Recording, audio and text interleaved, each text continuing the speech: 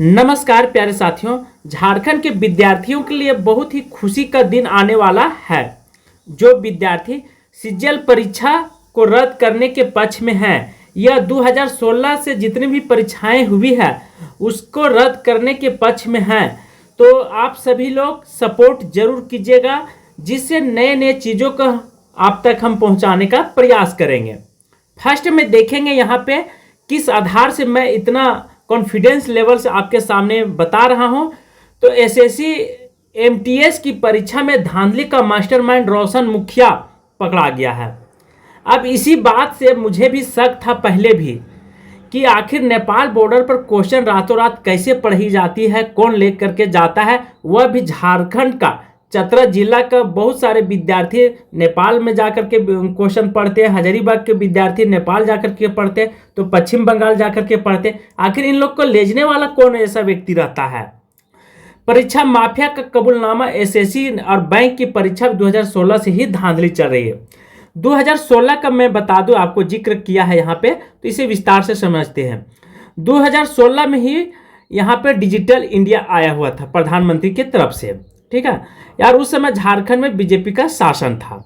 2016 में ही इस तरह की मामला उठ करके निकल करके आना स्टार्ट हो गया था। 2016 में बहुत सारे, यहाँ तक 2016 में जो परीक्षा हुई थी टीचर की, उसमें मंत्रियों तक पैसा गई है, ठीक है। चाहे कुछ भी वो बोल ले, तो जब भी सीबीआई या सीआईडी की जांच होगी और सीबीआई ईमानदारी पूर्वक कर ली, तो समझिए गड़े हुए मुर्दे को पोस्टमार्टम करके पूरा रूपरेखा तैयार करने की क्षमता रखती है, लेकिन उनके ऊपर भी दबाव रहती है। तो यहाँ पे नालंदा से निकलकर, अर्थात पटना से निकलकर के एक सूचना आ रही है कि नालंदा में रुई का रहने वाला रोशन मुखिया, पुराना परीक्षा माफिया, प्रतियोगी परीक्षाओं की धांधली का रोशन मुखिया ने करोड़ों की संपत्ति अर्जित की है। यह तार झारखंड से भी जुड़ा हुआ सीजीएल परीक्षा से, समझ लीजिए बात को। रोशन के जेल जाने से पहले चौंकाने वाला खुलासा उसने कबूल किया था। 2016 में वह प्रतियोगिता परीक्षाओं की धांधली करा रहा है। 2016 से, क्योंकि डिजिटल हो गया है, उसने बिहार शरीफ में श्री राम इन्फोटेक नाम से ऑनलाइन एग्जामिनेशन सेंटर था, अर्थात खोला हुआ था।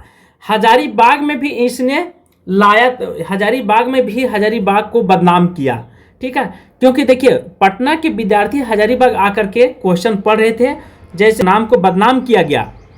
इसका लिंक बिहार से था और झारखंड का स्टूडेंट बिहार जाकर के पढ़ते थे और बिहार का स्टूडेंट झारखंड आकर के पढ़ते थे। बायोमेट्रिक में हेर फेर कर वहाँ छात्रों को नौकरी की परीक्षा में पास कराने लगा। इसी बीच एटीएस द्वारा बैंक की भर्ती परीक्षा आयोजित की गई थी और श्री राम इन्फोटेक में भी परीक्षा केंद्र था। इस परीक्षा में धांधली के बाद इसे बंद कर दिया गया। बिहार शरीफ का सेंटर बंद होने के बाद उसने पटना के जागदेव पथ में स्प्रिंग एजुकेशन सेंटर नाम से ऑनलाइन परीक्षा केंद्र खोल दिया। देखिए, नए नए चीज़ों को खोला, उसके बाद आगे भी पैसा दे देता था, ठीक है, अफसरों को। अब अफसर जब दे देते थे तो इसको फिर परीक्षा लेने का अनुमति मिल जाती थी। ऐसे होता था खेल। ऑनलाइन परीक्षा केंद्र खोला। 18-19 में हुई एसएससी की ऑनलाइन परीक्षा में रोशन ने धांधली की। इसका खुलासा हुआ तो स्प्रिंग एजुकेशन के ब्लैक लिस्टेड कर दिया गया। फिर इसे ब्लैक लिस्टेड करे, जैसे झारखंड में बोकारो सेंटर, इसे भी ब्लैक लिस्टेड करने की जरूरत है, क्योंकि यहाँ भी पीजीटी का बहुत बड़ी धांधली हुआ है। जब तक सूरज चांद रहेगा तो याद रखिएगा कि पीजीटी का नाम हमेशा इस मुहर में लगेगी कि पीजीटी का एग्जाम जब सीबीआई जांच कर दी तो पीजीटी का परीक्षा भी रद्द हो जाएगी। कई सालों तक रोशन पटना के विभिन्न परीक्षा केंद्रों में इंस्पेक्टर कर धांधली किया।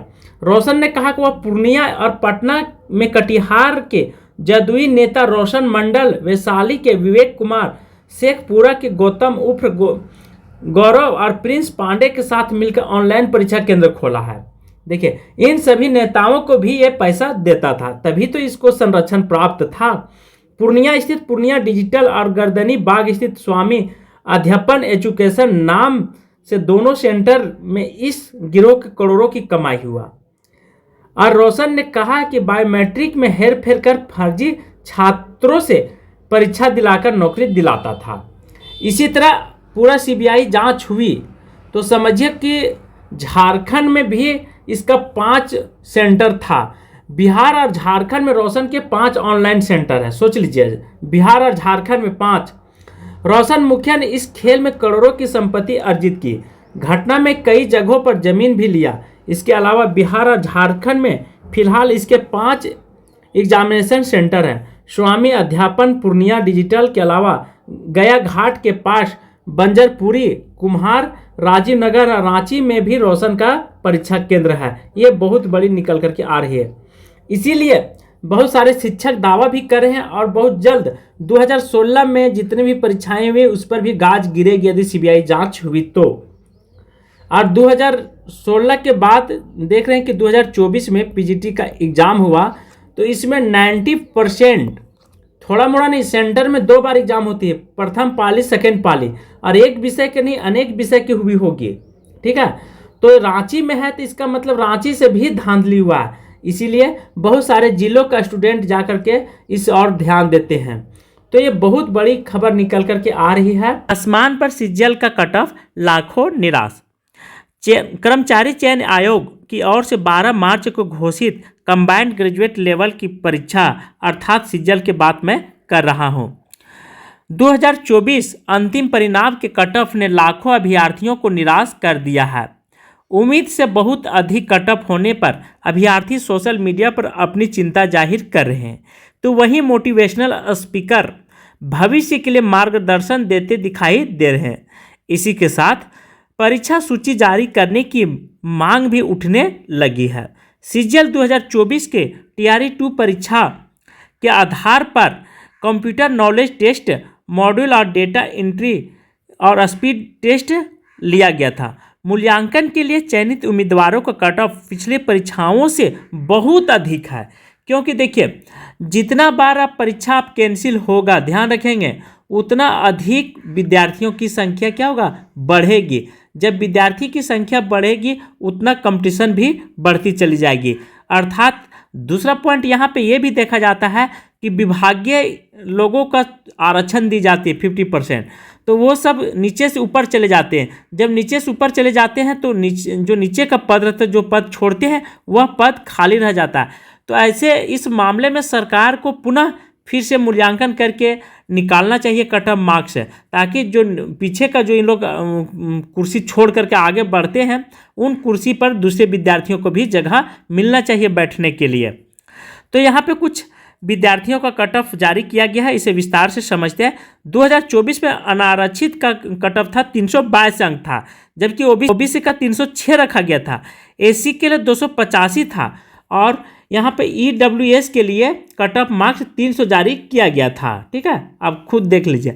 सीजीएल 2023 में अनारक्षित का कट ऑफ 287, ओबीसी के लिए 271, ईडब्ल्यूएस के लिए 265 था। कब? 2023 में।